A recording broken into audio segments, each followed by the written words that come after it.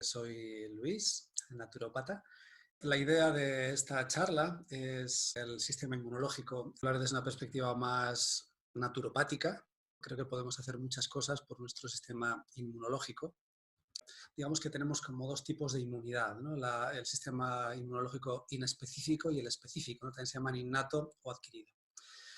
Entonces, el adquirido es un sistema de memoria, ¿no? Que mediante el contacto con ciertos antígenos, con ciertos elementos invasores, pues vas creando un arsenal de herramientas o de armas específicas para cierto tipo de patógenos. Y luego estaría el inespecífico, que es el general. Entonces, teniendo un buen sistema inmunológico inespecífico, podemos, una buena potencia, ¿no? Del sistema inmunológico inespecífico, podemos hacer frente a muchas enfermedades sin que lleguen tan siquiera a mostrar síntomas, ¿no?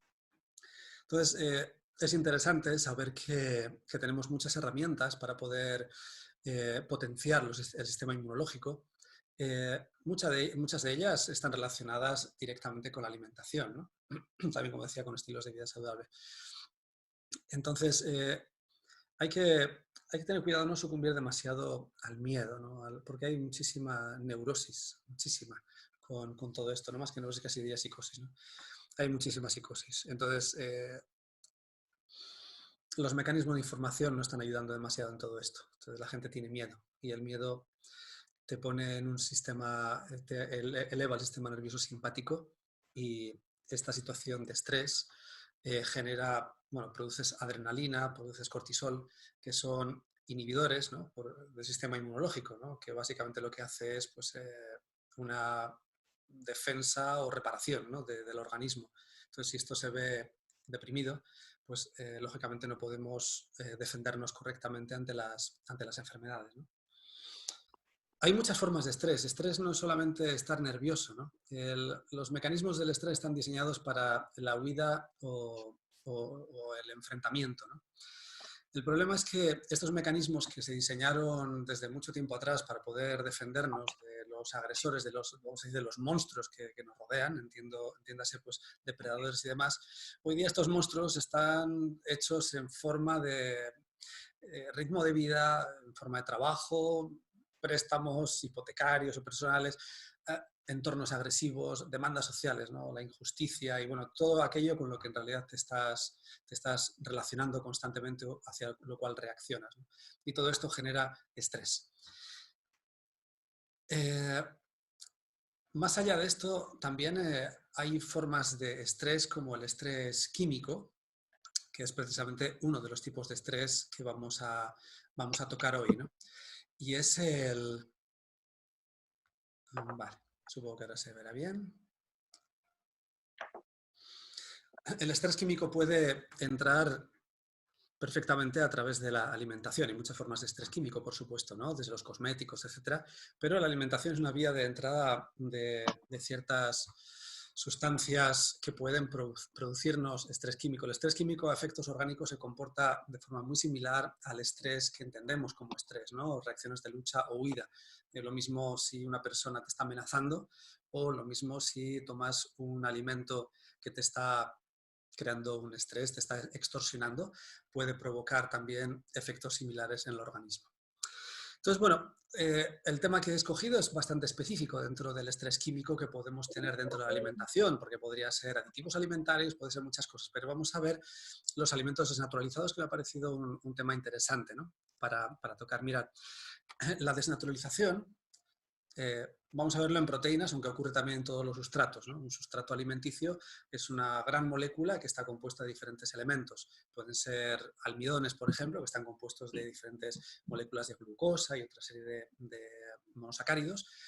Las proteínas, que están compuestas de aminoácidos, o las grasas, que están compuestas de ácidos grasos. Entonces, aquí vemos, por ejemplo, las proteínas son estructuras muy complejas, ¿vale? Es una especie de madeja enrollada. Empiezan por unas estructuras muy simples que se van liando cada vez más y más y más, y entonces al final terminan en estructuras muy complejas, en cuaternarias, ¿no? Entonces, para poder digerir bien todo esto, normalmente lo que se produce suele ser o se intenta que haya una desnaturalización, ¿no? La desnaturalización puede ser reversible, como el caso, por ejemplo, de este diagrama, este dibujo que tenéis aquí, esta diapo, pero normalmente lo que ocurre en la cocina es una desnaturalización irreversible. Entonces, la desnaturalización sobre todo lo que permite es un manejo más fácil, sobre todo en el caso de la proteína, poder acceder más fácilmente a sus componentes, a sus aminoácidos. Entonces, ¿veis? Aquí tenemos el típico caso de desnaturalización de una proteína. ¿Veis? Observad cómo el huevo, ¿verdad? Cuando lo fríes o lo haces pasado por agua, cambia, ¿no? La clara. En realidad, en un huevo pasado por agua, por ejemplo, no le has metido ningún ingrediente, porque si lo fríes dices a lo mejor el aceite o lo que sea, ¿no? Pero realmente aquí ocurre un proceso de desnaturalización. Entonces, hace que la proteína sea más fácilmente utilizable. Alguien dirá, estos huevos les falta la puntilla, supongo. Huevo frito con puntilla, ¿verdad? No, estos en ese sentido son estéticamente muy aburridos. Bueno, luego veremos qué pasa con la puntilla. Muy bien, entonces este caso, por ejemplo, es irreversible, ¿vale? De la clara de huevo cuajada no podemos volver a una clara de huevo sin cuajar, ¿verdad? Este proceso se llamaría, como digo, irreversible. Los aminoácidos, siguiendo con las proteínas, se enlazan, ¿ves? Aquí tenemos en la parte de arriba aminoácido 1 y aminoácido 2, ¿verdad? El 1 y el 2. Entonces, veis cómo al enlazarse, aquí en el dibujo de abajo, pone una cosa que se llama enlace peptídico. No voy a entrar mucho en este tipo de temas, porque además tampoco soy químico ni nada por el estilo, pero bueno, es muy, muy, muy básico, ¿no? Entonces, cuando se enlazan dos aminoácidos, veis aquí tenemos ya un péptido, que son dos aminoácidos enlazados, un dipéptido en este caso, que son dos aminoácidos. Si fueran tres, serían tripéptidos, o polipéptidos, son unos cuantos, ¿no? Bien, pues, ¿qué pasaría si este enlace peptídico, de alguna forma se corrompiera de alguna manera y se creara un enlace peptídico, digamos, no naturalmente biológico, ¿no? Lo dejaremos un poco para después. Veréis, la digestión pasa por utilizar enzimas digestivas. Enzimas digestivas, he puesto el ejemplo del candado porque es muy evidente. Una enzima digestiva es como una llave y el sustrato que hay que digerir, digamos, que hay que romper, es como el candado. Entonces, cuando yo meto la llave en la cerradura del candado y giro, ¡plac!, se abre.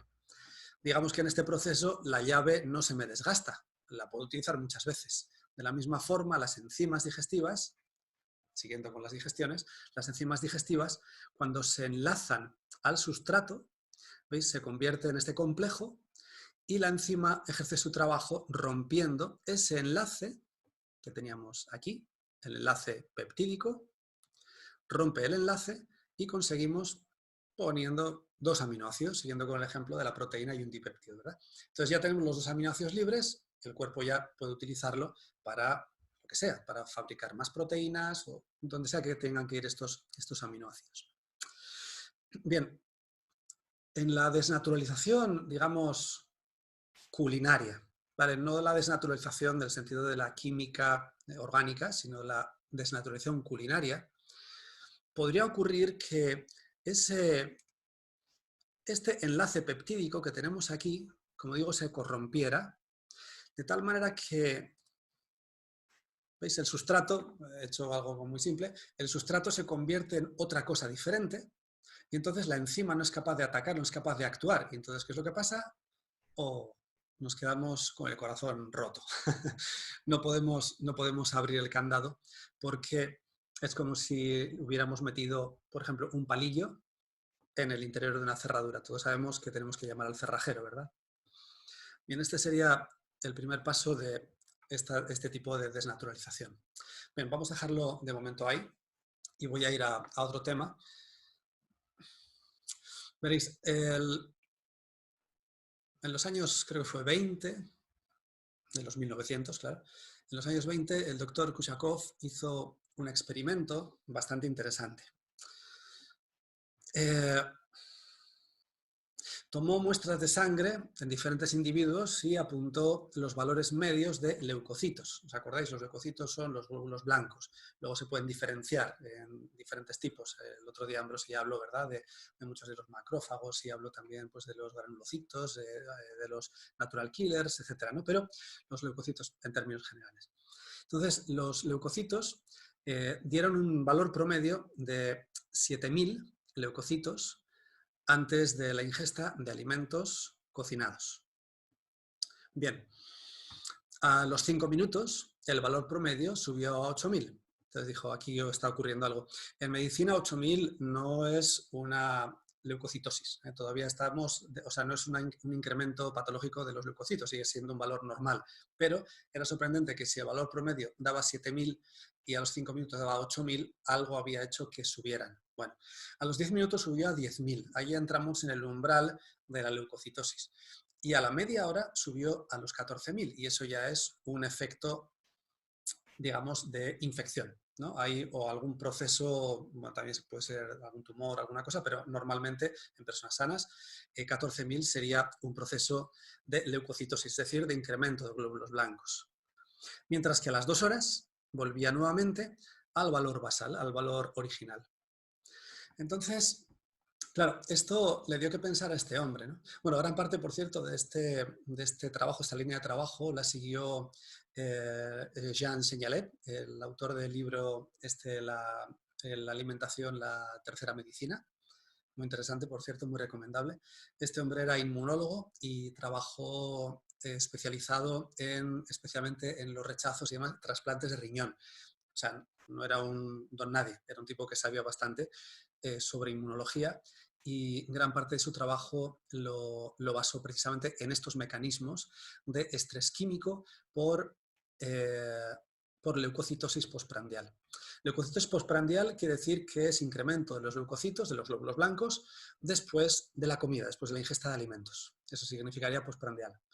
Entonces, claro, la conclusión es que si mi sistema inmunológico está reaccionando cada vez que como alimentos, quiere decir que en cada comida estoy estresando a mi sistema inmunológico, ¿no? Bueno, quizá el sistema está preparado para ello, de hecho lo está porque aquí estamos todos, ¿no? Pero ¿no será que estos mecanismos de estrés del sistema inmunológico permanentes, de alguna forma, no lo debilitarán por otro lado? ¿No estaremos sobreestresando al sistema inmunológico de tal manera que luego cuando venga el lobo de verdad, entonces no tenemos una respuesta inmune potente? Bueno, pues esta fue la teoría la hipótesis formulada, ¿no? Y la relación con los alimentos. Entonces, este hombre, el doctor Kushakov, hizo otro experimento. Dijo, ¿qué pasaría si la gran cantidad o el mayor volumen del alimento que doy a los objetos del estudio, les doy alimento crudo, poco cocinado o una combinación de ellos?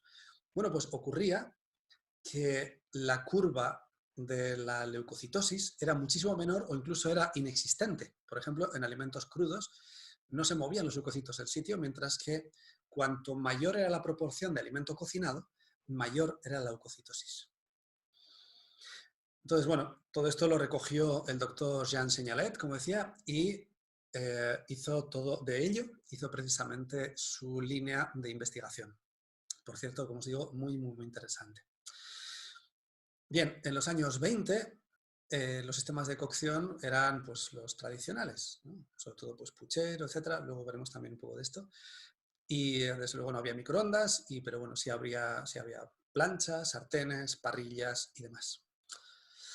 Entonces, lo que sí está claro, y ahí es donde se apoya ya, entonces pegamos un salto a los trabajos de Jean Segnalet, del doctor Segnalet, y entonces está claro que hizo una relación directa entre las temperaturas de cocción y la desnaturalización de los alimentos y el estrés químico que estos generaban. Y este es el objeto precisamente de este pequeño taller. Entonces, aquí he preparado una pequeña tabla de temperaturas típicas de cocinado.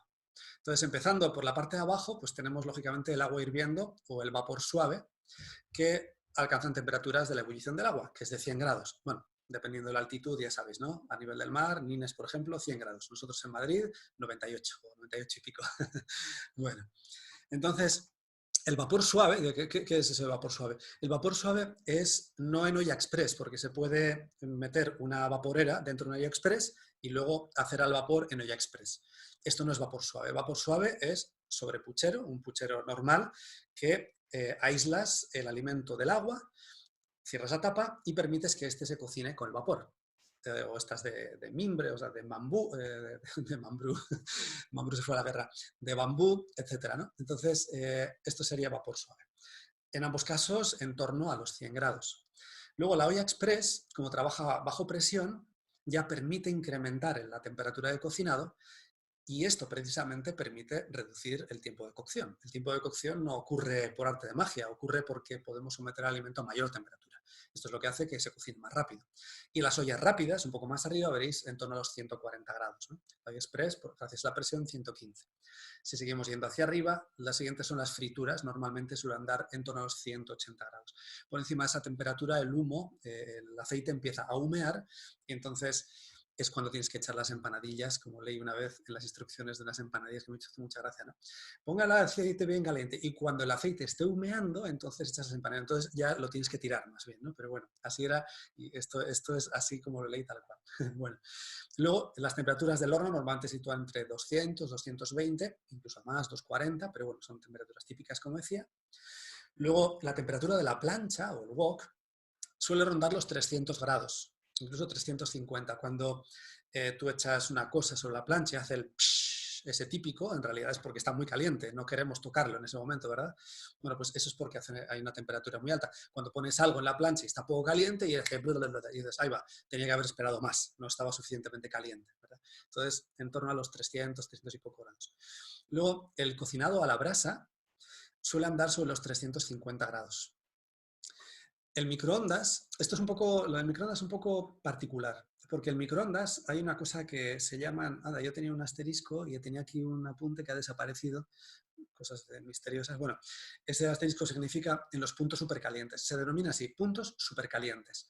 Entonces, si bien el alimento en conjunto no alcanza esa temperatura, existen puntos supercalientes dentro del alimento al cocinar que sí alcanzan estas temperaturas. Sabes que los microondas funcionan por vibración de las moléculas, ¿verdad? Hay unas cosas, moléculas dipolares, y entonces es como, mirad, imaginaos que os ponéis a mirar un partido de tenis y os ponéis donde está justo alineados con la red, ¿no? Y entonces tenemos a un lado un tenista, Nadal, claro, y al otro lado, pues yo qué sé, Federer, ¿no? Entonces, cada vez que uno lanza la pelota a un sitio a otro, tú mueves la cabeza, ¿verdad? Pim, pam, pim, pam. Esto se ve muy bien en todos los partidos de tenis, ¿verdad? Bueno, pues imagínate hacer este movimiento exactamente 4.900 millones de veces por segundo. Hay que hacerlo muy rápido. Yo no he sido capaz de hacerlo tan rápido.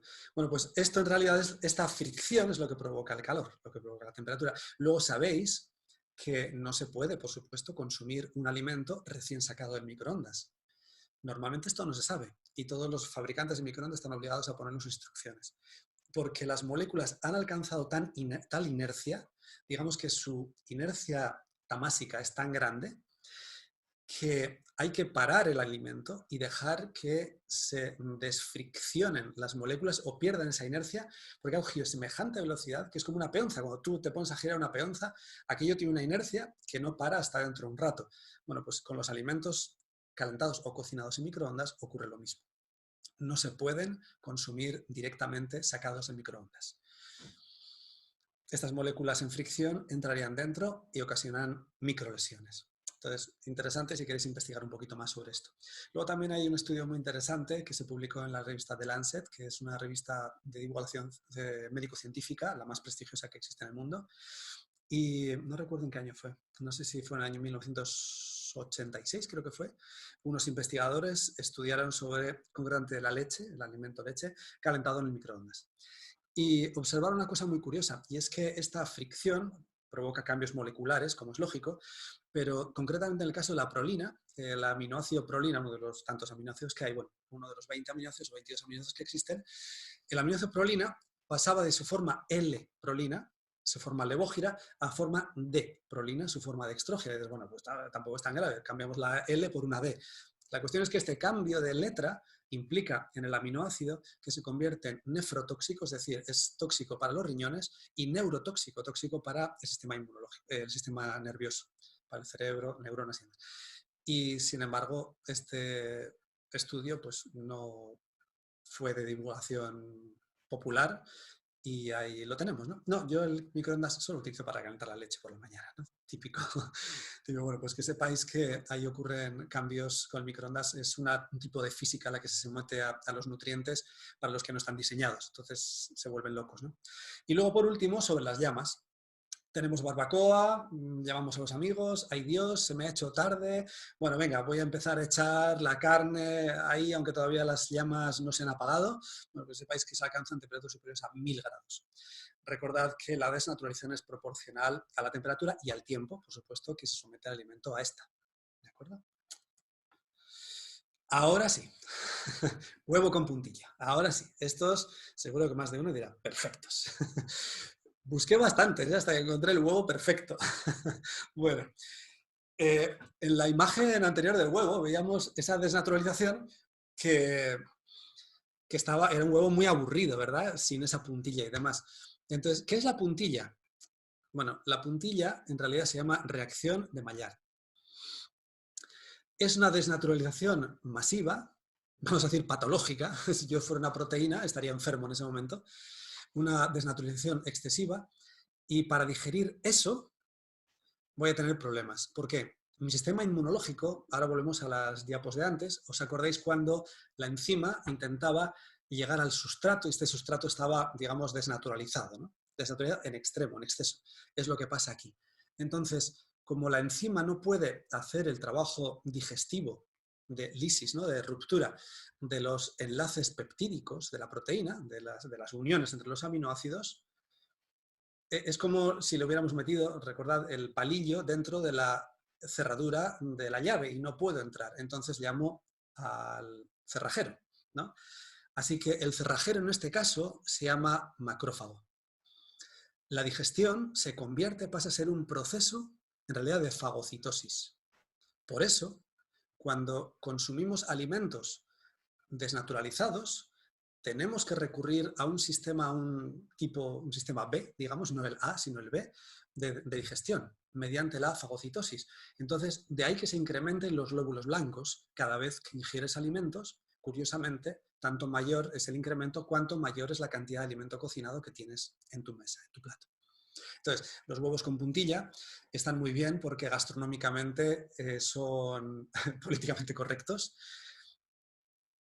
Y entonces aquí es donde la gastronomía y la nutrición se empiezan a no entender, ¿no? Empiezan a diverger. Muchas de las maniobras gastronómicas no son precisamente las más adecuadas en el plano nutricional. ¿De acuerdo? Y esto es una cosa que tenemos que entender. Porque la reacción de Maillard ocurre en muchos, muchos lugares. Por ejemplo, en aquellos alimentos ricos en almidones o en azúcares, se genera una sustancia que se llama acrilamida. Esta, por cierto, más o menos recientemente se está oyendo hablar un poco de ella. No sé si habréis oído hablar de esto, de la acrilamida, podéis buscar información por ahí. Entonces, la acrilamida, mira, ves, por ejemplo, la tostadita esta, veis aquí este doradito, ¿verdad? Este doradito ya tirando a quemadito, ¿verdad? Que cuántas veces nos hemos encontrado con una tostada así, infinidad de veces. Los chips, las patatas fritas, son la mayor fuente de acrilamida, sobre todo de la gente joven. Los chips en general, no solamente las patatas fritas, sino todo este tipo de cosas así, fritillas, tipo, yo qué sé, pues gusanitos y porquerías de estas, ¿vale? Son una fuente muy grande de acrilamida. Y luego aquí tenemos, por supuesto, la maravillosa crema catalana con su toque quemadito por arriba, ¿verdad? Creo que ya sabéis a lo que me estoy refiriendo. Bueno, pues estas son fuentes de acrilamida. Las fuentes más habituales de acrilamida, las más importantes que tenemos a nuestra disposición, digamos, como consumidores, son los aperitivos, los panes, en general, depende mucho de la cocción, de tipo de pan, pero en general, los panes y el café. Son las tres fuentes principales de acrilamida. Adiós, Andreas, echa las manos a la cabeza. Son las tres vías más importantes de ingesta de acrilamida, aunque por supuesto puede haber muchas otras. Y esto es una cuestión estadística, porque luego hay gente, no, yo no tomo café o no tomo chips. Bueno, en realidad también vienen por otros lados, ¿vale? Pero estas son como las más habituales, las que más... Pero Luis... La acrilamida, los efectos principales es genotóxico, quiere decir que puede afectar al código genético y también pueden resultar en cancerígenos. Luego, concretamente dentro de los cánceres, parece que la acrilamida es particularmente, digamos que afecta más hacia el sistema reproductor en general y al riñón, principalmente a estos. Luego, los neonatos tienen un desarrollo más pobre y también producen alteraciones neurológicas. Bien, ¿qué pasa con las proteínas? Porque todos los sustratos alimenticios, sustratos, entiéndase, hidratos de carbono, proteínas o grasas, tienen su efecto mediante la reacción de Maillard. Entonces, en este caso, por ejemplo, las proteínas se transforman en una cosa que se llaman aminas heterocíclicas. ¿Veis? Ahí tenemos, por ejemplo, pues, típicos platos que suelen cocinar, ¿verdad? Así a la plancha y demás. Claro, hay una visión de la salud un tanto extraña, ¿no? Yo soy yo me alimento muy bien y tengo hago una alimentación muy sana. Mira, yo casi todo me lo cocino a la plancha, ensaladitas, plancha y tal, ¿no? La plancha siempre se ha asociado con una forma muy saludable de cocinar. ¿Por qué? Muy sencillo, porque apenas utiliza aceite. Entonces, si buscáis información sobre salud en Internet, no sabría deciros, el 90% van a relacionar salud a calorías. Entonces, aquellas técnicas gastronómicas que emplean menos cantidad de calorías, es decir, aceite sobre todo, un gramo de aceite es que tiene 9 calorías, eso es mucho, un gramo de proteína solamente 4, ¿no? O de hidratos de carbono también solamente 4, pero un gramo de aceite tiene 9 calorías. Entonces, claro, cada gota de aceite que le quitas al alimento son menos calorías que ingieres, luego estaremos más fit, más esbeltos, y entonces estaremos más sanos. No necesariamente. No necesariamente. Entonces, esta es una de esas grandes falacias que hemos aprendido a comprar, ¿vale? La comida a la plancha es muy sana. Bueno, a ver, no pasa nada si un día te apetece comerte algo a la plancha. Hay que tener en cuenta que todo este tipo de sustancias interactúan, no solo entre ellas, sino que también actúan con otro millón de moléculas más que tenemos por ahí. O sea, no quiere decir que porque comas patatas fritas de bolsa vas a tener un cáncer de riñón, ¿vale? No hay que interpretar esto, pero sí que son sustancias que tienden a interactuar con otras con mayor facilidad y cuanta mayor cantidad de estas haya, mayor riesgo de que aquello ocurra. ¿De acuerdo? Hay que siempre contextualizar. Bien. Entonces, las aminas, claro, es que joder, la carne es que si no te la haces así a la plancha, así medio hervida, queda correosa y es un rollo comérsela. Bueno, igual habría que ver la manera de, en caso de que comas carne, claro, ver la manera de cocinarla de otra manera, ¿no? Y bueno, luego veremos las posibles opciones. Por cierto, que la reacción de Maillard está relacionada con un hombre que también de los años 20, un tal Luis Maillard, que investigó sobre esto y hasta los años 50 no se descubrieron los mecanismos de la reacción de Maillard, que le puso su nombre, ¿no? Entonces, las aminas heterocíclicas tienen también ciertos efectos en el organismo. También es genotóxica, al igual que la anterior, es decir, que hace alteraciones en el ADN, y luego se ha relacionado con varios tipos de cánceres, concretamente de colon, estómago, veis, de digestivo en general, de mama, hígado, páncreas y próstata. La reacción de Maillard también ocurre con los aceites, con las grasas. En este caso se produce una cosa que se llaman los HPAs o los hidrocarburos aromáticos policíclicos. Ahora que vaya nombrecito le han puesto.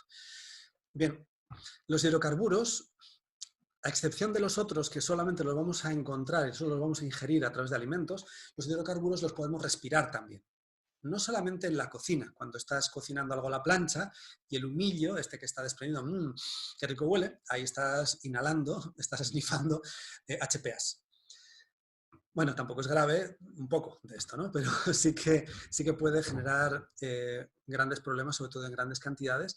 En industria se producen muchos hidrocarburos. Ese hidrocarburo suena como a la gasolina del coche, ¿no? De hecho, sí, efectivamente también es un hidrocarburo, ¿no? Entonces, los hidrocarburos, los aceites en descomposición, cuando hay un incendio, por ejemplo, cuando tienes una hoguera, ahí se producen hidrocarburos. Entonces, es el tipo de antinutriente, el tipo de tóxico que podemos introducir en nuestro organismo más allá de la vía digestiva y más allá de nuestra cocina. Entonces, los hidrocarburos, los HPAs, tienen efectos mayores. igualmente genotóxicos. ¿Veis? Esto lo comparten los tres sustratos, digamos. Incremento de cáncer de pulmón, piel, digestivo, medular, linfático y reproductor. Produce defectos congénitos, es decir, niños que nacen con algún tipo de tara a la hora del desarrollo. Son inmunosupresores y bastante específicamente producen dermatitis con bastante facilidad. Luego también pueden producir fotofobia y edemas. Edemas en párpados, edemas en piel y tienen, digamos que facilitan la producción de edemas cuando hay patologías que cursan a su vez con edema. Bien, en la cocina. Típicos lugares donde nos encontramos estos elementos. Pues aquí tenemos pues, los típicos macarrones, no sé qué, que metemos al horno gratinados. Porque, claro, a ver, ¿cómo no te vas a hacer un gratinadito, por favor? ¿Verdad? Con lo rico que está. ¿Veis? Aquí entra en juego o algo muy diferente. O sea, ya no estamos hablando de nutrición, estamos hablando de rico. Y rico es, o sea, un saco en el que todo cabe, ¿no? Así que cada uno decide qué es rico, ¿no? ¿Y qué me decís del socarradito? Ese socarrat, así, de la paellita, tan rico, ¿verdad? Tan rico, ¿vale? No, si lo más rico es el socarrat, ¿no? Seguro, seguro que sí. Y no digo que no esté rico, no estoy entrando ahí, pero sí que, bueno, si de vez en cuando te comes una paella, pues está bien, pero recordad que esto también tiene un efecto acumulativo. Luego, vale, hemos mostrado siempre cosas como con bichos, ¿no? O lácteos o tal, o marisco, bueno, las verduritas, ¿no? Una parrillada de verduras. ¿Veis todas esas marquitas negritas que, joder, le dan ese acabado tan maravilloso, ¿verdad? Esas verduritas a la parrilla. En realidad todo eso es reacción de Maillard. Y ahí hay un montón de sustancias, acrilamida, etcétera, que puedes estar ingiriendo. Y luego que me decís de los espetitos estos, ¿verdad? Malagueños, ¿no? Ahí al fueguito, maravilloso, ¿no? Pues aquí tenemos un poco de todo, porque normalmente no vamos a ingerir un solo tipo de molécula de estas. Aquí, por ejemplo, tendríamos el lote completo. Tendríamos hidrocarburos, HPs, tendríamos los aminoácidos transformados, tendríamos incluso los azúcares transformados por el glucógeno que estos animales tienen también en sus sistemas. Esto era lo salado, ahora vamos con lo dulce. Ay, esas torrijitas de Semana Santa, ¿verdad? Bueno, pues también ese doradito también es lo mismo. Aquí tenemos también proteína de la leche y del pan, tenemos hidratos de carbono de los azúcares, tenemos grasas del aceite. Estos croissancitos a la plancha, maravillosos, sus mantequillitas, su mermelada. Veis que todo es una relación como muy emocional. En realidad no estamos hablando de nutrición, estamos hablando de nutrir otra parte de mí, ¿no? El rico, ¿no? Segundo chakra. Y aquí tenemos el café. Bueno, estas fotos, la de la izquierda no está tratada, ¿eh? Esto es un café torrefacto, ¿vale? Negro como el sobaquillo de un grillo. Y aquí tenemos un tueste natural. Ni quiere decir que cuanto mayor sea el nivel de tueste, recordad que es proporcional tanto a la temperatura como al tiempo al que se somete al alimento. Entonces, un tueste natural es mucho menos nocivo, digamos, que un tueste torrefactado. Ya ves que para el torrefactado, para conseguir ese color negro y ese sabor tan característico, ya casi como tirando hacia ácido, en realidad es porque se tuesta con azúcar. Entonces, el azúcar quemado, el azúcar es muy, muy amargo y se pone negro. Pero recordar, reacción de Maillard, entonces yo directamente el café torrefacto lo pondría en la categoría de, no sé, peligro biológico como mínimo, de ahí en adelante. Convendría eliminar de la alimentación los productos industriales en general. Una industria no está pensando en reacción de Maillard, no está pensando en si va a generar hidrocarburos o va a generar... O sea, no, ni mucho menos. Lo que se busca es productividad. Entonces, cuanto mayor temperatura, el proceso es más rápido y todo va mucho mejor. Todo va mucho mejor, menos para ti. Entonces, mucho cuidado con en general, y me da igual que sean alimentos vegetarianos o no vegetarianos, porque dices, no, yo es que yo soy vegetariano y entonces yo no como yo qué sé, el embutido las salchichas de no sé qué, o da igual. O sea, ya no como hamburguesas de carne, ahora como hamburguesas de tofu, ya no como no tomo leche de vaca, ahora tomo leche de soja. O sea, da igual, pero en realidad estamos más de lo mismo. Entonces, todos aquellos alimentos que los coges y los puedes echar directamente así vuelta y vuelta y comer, ¿no? Normalmente, que están así empaquetaditos, normalmente hay que evitarlos, hay que reducir al máximo su ingesta. Insisto, ¿eh? No, pero es que es ecológico. Sí, pero da igual. La fábrica que lo está produciendo está utilizando sistemas industriales y está desnaturalizando muchísimo ese alimento. ¿De acuerdo? Las conservas, más de lo mismo. ¿Vale? Me da igual que sean vegetales o que sean, no, garbanzos en bote, pues vale, bien, vale, no pasa nada que tengas ahí en la despensa y en un momento dado recurras a ellos, pero no bases tu alimentación o no recurras frecuentemente a ellos o de manera demasiado continua. Y lo mismo las latas, etcétera, no vamos a entrar en metales pesados y otro tipo de historias que serían para otro webinar. Bueno, ¿y qué puedes hacer? Bueno, pues cocinar más caserito, ¿vale? Volver a una cocina más tradicional, en puchero, ¿ves? Cocina a bajas temperaturas, hervidos, al vapor. Dices, pero la carne, es que la carne si no la como la plancha o el pescado, bueno, pues la carne, por ejemplo, pues puedes hacerte un estofado, por ejemplo, con unas patatitas, unas zanahorias y hacer un guiso. El guiso te aseguras, siempre y cuando haya agua, te aseguras que en realidad la temperatura no esté superando los 100 grados. Entonces ahí ya tienes una protección térmica para el alimento, ¿no? Por ejemplo. Luego, evitar cocinar con aceite y es mejor añadirlo siempre en frío en el plato. Entonces, joder, pero es que a mí me gusta hacer un rehogadito de verduras antes de echar luego el arroz y no sé qué. Pues bien, una vez más, puede ser una técnica gastronómica que puede hacer que resaltes más el sabor, pero quizá esta técnica también está desnaturalizando. No vamos a llevar todo al extremo, ¿de acuerdo? Siempre que quiero que quede claro. No pasa nada porque un día te apetece hacerte un regadito, te haces un salteado, te lo haces y ya. La cuestión es que muchas veces son técnicas que utilizas prácticamente a diario. Entonces, ahí sí que puede ser una vía de más problemas, simplemente de estrés a tu sistema inmunológico, ¿no? Que de esto iba todo el webinar, ¿no? Consume más frutas secos, sobre todo si te gusta el picoteo, es una buena manera también de, en vez de tirar de patatitas fritas, en vez de tirar de quicos, en vez de tirar de cosas de estas, pues bueno, ¿por qué no tirar de frutos secos, por ejemplo, en crudo? Es que tienen muchas calorías.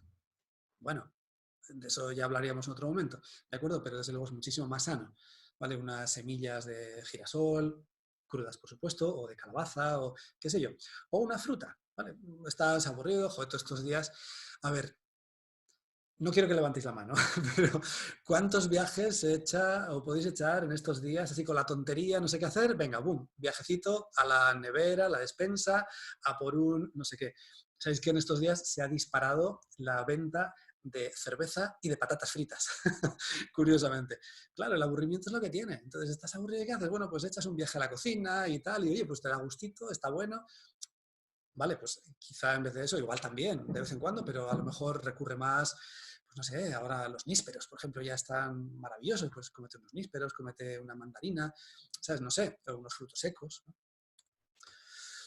Y más productos de temporada, ¿de acuerdo? No buscar tanto alimentos de fuera, sino más productos cercanos, ¿no? Utilizar plantas aromáticas, especias que también además son inmunoestimulantes, aparte de que también dan sabor, aquel sabor que por otro lado estás perdiendo porque, yo qué sé, porque no le has hecho la cosa hasta la plancha o el fritito o el rollo, pues bueno, le puedes echar cositas que le den un poco más de gracia, ¿no? Si puedes comprar alimentos ecológicos de productores cercanos, esto ya es un poco más general, ¿vale? Así que muchas gracias, aquí dejo de compartir la pantalla y abrimos ahora el espacio si queréis hacer alguna pregunta al respecto. Igual tengo respuesta o igual no, ¿eh? Que también puede ser. ¿Alguien quiere decir alguna cosa? Luis, una pregunta. ¿Cómo cocinar el tempe, el seitán o de dónde sacas tú las proteínas? Bueno, creo que excede un poco al cometido, se va más allá del cometido de este webinar, Vale, que era sí, más lo digo por desnaturalización. cocinar ya. Claro.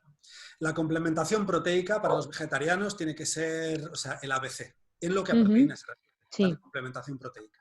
¿Vale? Simplemente combinar un cereal, una leguminosa, en términos vale, y generales. hacer, y Pues hacer eso, legumbre, por eso ejemplo. es, leguminosa Vale, y cereal. Y siempre variar, por supuesto. ¿vale? Vale, vale. Gracias, Luis. Y por supuesto esa leguminosa. Es que los garbanzos, si no los hago en la súper rápida, que en la súper rápida no sé, son como 20 minutos, media hora, es que Ya. tarda 4 horas.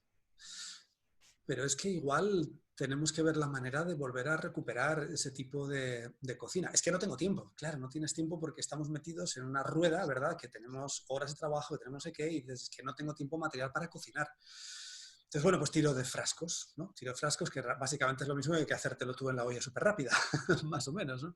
Bueno, ahí es donde tenemos que encontrar, y yo no puedo dar respuesta a esto, ¿no? Pero ahí tenemos que encontrar la manera de poder reconciliarnos otra vez con la cocina, porque la cocina es la puerta de entrada a tu digestivo y por ahí metes muchas cosas, ¿no? Entonces creo que es importante el ver la manera de poder, eso, ¿no? Reconciliarnos con una cocina más saludable, más tradicional, más de puchero, ¿vale? Y bueno, y no recurrir tanto a técnicas modernas que en realidad producen mucha más desnaturalización. Y si de vez en cuando tienes que utilizarlas, bueno, pues las utilizas y ya está, ¿vale? Pero bueno, que sepas por lo menos los procesos que ocurren ahí cuando haces este tipo de maniobras Vale. gastronómicas. O sea que tú lo que más esto es el puchero con agua y eso es lo que menos desnaturaliza, ¿no? El Claro, alimento. claro, esa es una muy buena Estamos ahí. manera, o vapor, es una manera muy buena de tener un control de la temperatura. Jean Seignelay, por cierto, que no lo dije antes, establecía la barrera, concretamente la barrera en 110 grados, pero 110 grados es una temperatura muy difícil de controlar, pero 100 grados es muy fácil, es la temperatura de ebullición del agua. Entonces, esa temperatura es mucho más fácil de controlar que los 110. ¿Cómo es de que estoy a 110? Si ya he superado los 100, ya, no sé, no puedo... Vale, sí, voy controlando con un... No sé, es un poco lío, ¿no? Gracias, Luis. Nada, ¿alguna pregunta más por ahí? Una por aquí, Luis. Sí, hombre, José María. Muy bien. Nada, te quería preguntar por dos cosas. Sí. El ceviche peruano me atrae mucho y el té matcha. ¿Y el té matcha? ¿Tienes algo contra ellos?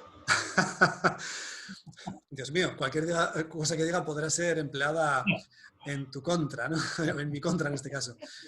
Bueno, el ceviche no estoy muy puesto en cocina argentina y sudamericana, pero creo que el ceviche es un asado lento, ¿no? Creo, ¿no? No, es marinado. Se Es un marina marinado. con Vale. limón Lo y dicho, mi incultura es vastísima.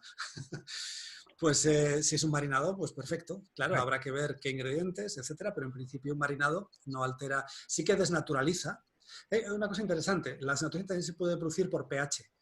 Alteraciones en el equilibrio entre ácido y alcalino. Por ejemplo, si coges unos boquerones y los pones en vinagre, fíjate que no los cocinas y se desnaturalizan porque la carne se pone como blanquita. ¿Ves? Ahí también hay un proceso de desnaturalización que hace también más digestivo el alimento, pero no lo he sometido a temperatura. Eso también es una forma muy buena. Entonces, un marinado sería básicamente esto. Sí, lo hacen con lima, cilantro. Ah, pues maravilloso, sí. Ya te digo que no estoy nada puesto en este tipo de técnicas. Y el té matcha es un buen sustituto del café. El té matcha, sí, el té matcha es un gran sustituto porque además el té matcha es de las pocas formas de té verde que se microniza en frío. El té verde normal y el té rojo, el té verde en su variedad, sobre todo sencha, el bancha, así como el té rojo, el pai mutan, son procesos de fermentación, que también son muy interesantes, por cierto, pero el té matcha es un proceso de micronización en frío, no se somete ni a fermentación y tal, entonces tiene una serie de principios activos también muy interesantes. Es el típico té verde japonés. Sí, muy bien. Luis, Héctor creo que me había levantado la mano hace un momento. Sí, Héctor, por favor, dime. Buenas, gracias por la charla, ha sido muy interesante. A ver, yo aborrezco el microondas, es decir, todo lo que sale de ahí me parece que sabe espantoso. O sea, por lo que te he oído, ahora ya junta lo malo de sabor con lo horrible de salud, o sea que es perfecto, es el anticristo. Pero a veces es cierto que sobre todo cuando a nosotros en casa nos gusta bastante guisar y tal, pero cuando sobran es verdad que se hacen sobras con tupper a la nevera y lo recalientas en el microondas. Entonces me ha espantado también eso que has dicho, que no se puede sacar directamente y tal. Sí. Entonces, que más o menos hay que guardar es que no lo sé, no sé si hay minutos o tal, pero digamos, Minutos. ¿qué tiempo es prudente? Creo recordar, hace mucho que leí aquello y no recuerdo exactamente cuál era esta especie de barbecho que hay que dejarle. Creo recordar que era al menos 2 minutos. No estoy O sea, seguro. poquito. Sí, o sea, sí, no hay que esperar media hora, entonces vaya gracia, ya se te ha enfriado. No, claro, se te ha enfriado, sí. Sí, pero sí es verdad que no puedes consumirlo directamente. Hay que dejar que estas moléculas se desaceleren. Eso sí es muy importante. Y el tiempo, ya te digo, no recuerdo, creo recordar que era 2 minutos, pero igual eran 3, no estoy seguro, pero por ahí... Vale. Sí. Gracias. No, yo es que para el agua, por ejemplo, no lo utilizo jamás, porque es que hasta el agua caliente en el microondas, yo no sé qué pasa, que sabe horrible. O sea, es una cosa absurda.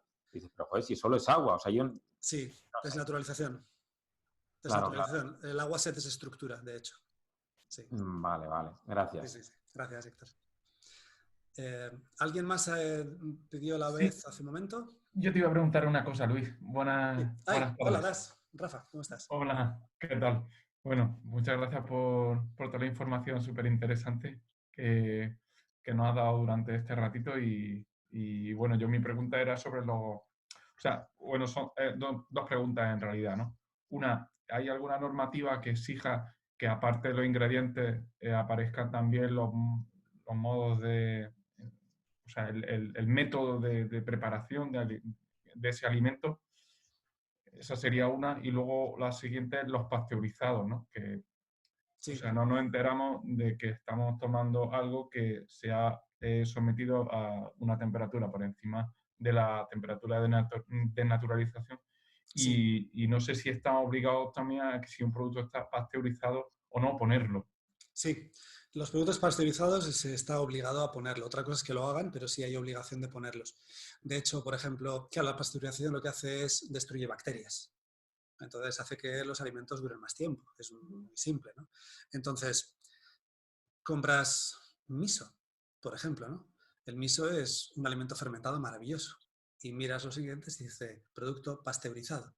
Y dices, pero si lo bueno del miso, vale, el saborcito, pero lo bueno del miso Mercadona. es su riqueza en bacterias. Las habéis cargado, ¿sabes? Eso sí, aguanta un montón de tiempo. Pero a mí qué me importa que aguante un montón de tiempo si te lo has cargado. Otro ejemplo típico es el chucrut. Otro ejemplo típico son los vinagres de sidra, por ejemplo, o de manzana. ¿Vale? Son alimentos que de forma sistemática se suelen pasteurizar. No tiene ningún sentido la pasteurización. Es mejor, digamos, en crudo. Normalmente una industria, lo que decía, ¿no? Lo que busca es rentabilidad. Entonces, si puede hacer en 10 minutos en vez de en 30, pues hará en 10, sin importar el proceso previo, siempre y cuando, claro, no se transforme el alimento de una forma radical que no sea apetecible, ¿no? Entonces, pero siendo eso y no siendo pasteurización, que sí tiene que ponerlo, pueden someterlo a altísimas presiones, que lo hacen, para poder producir, para hacer una producción lo más alta posible, ¿no? Hay que buscar rentabilidad, claro. Claro. Sí, al margen de... Normalmente, si está un alimento que ya está listo para cocinar, listo para consumir en los lineales de supermercado, normalmente, seguro hay muchas excepciones, pero normalmente son ya alimentos bastante desnaturalizados, sí. Ya. Vale, gracias, Luis. Nada. Luis, una pregunta. Sí, Magdalena. Buenos días, muchas gracias. Buenos días. Gracias a ti. Mi pregunta es sobre los huevos escarlados, por ejemplo. Sí. O sea, ahí no está desnaturalizando sus proteínas, ¿no? Exacto. Ajá. Exacto, sí, porque un escaldado lo haces en agua o en una sopa, por ejemplo, ¿no? O algo así, Sí, tú echas el huevo. Entonces, claro, la temperatura, incluso puedes escaldar por debajo de los 100 grados, pero a 100 grados sería la temperatura si está aquello hirviendo, ¿no? Pero si está bien calentito y no ha llegado a hervir y lo echas, igual se va a escaldar también el huevo. Esa es la desnaturalización, digamos, no vamos a llamar patológica, ¿vale? Por llamarla de alguna manera. Y está, sí, ahí no hay ese tipo de desnaturalización. El proceso de Maillard apenas ha surtido efecto ahí. Sí. Vale, muchas gracias. Nada. Andrea levantó la mano por ahí. Decías, es que eso es lo que no me ha quedado, no sé si... Sí. Que algunos tratamientos desnaturalizan, pero precisamente por eso hacen más digestibles. Sí. Sí, es un término que puede llevar a confusión porque todo ello lo he definido dentro de la desnaturalización. Entonces, hay una desnaturalización que es lógica y mejora la digestibilidad, que es cuando sometes A ver, por ejemplo, no podemos comer garbanzos crudos, ¿no? y poder metabolizarlos adecuadamente, ¿no? O no podemos comer, no sé, muchos alimentos, los cereales, las legumbres, no los podemos comer en crudo, a no ser que los germinemos y demás, ¿no? Pero no podemos comerlos de esa manera. Entonces, hay una cierta desnaturalización que facilita, en este caso, por ejemplo, de los almidones, ¿no? En el caso, de, por ejemplo, pues de un hidrato de carbono, facilita su digestión. Pero con un tratamiento mimado. Digamos, mimado, entiéndase, temperatura controlada. Pero si esa temperatura se lleva a extremo, entonces esa desnaturalización pasa a otra fase, a otra forma, que es esta forma que es la que he venido a llamar desnaturalización patológica, porque no hay un término, no lo conozco, más allá de reacción de Maillard. Una reacción de Maillard excesiva, ¿no? Podríamos decir, y ahí sí que entraría el otro mecanismo de digestión y que ya no hace que la proteína sea más digestiva, sino al contrario, ¿no? Es menos digestiva, más digestiva y menos digestiva, ¿no? En función del proceso en el que se encuentre. Sí. ¿Alguien más por ahí? Muchas gracias. Ahora sí. Gracias. Un placer compartir este rato con vosotros. Hasta la próxima. Un placer. Hasta luego. Chao, chao. Adiós. Chao. Adiós.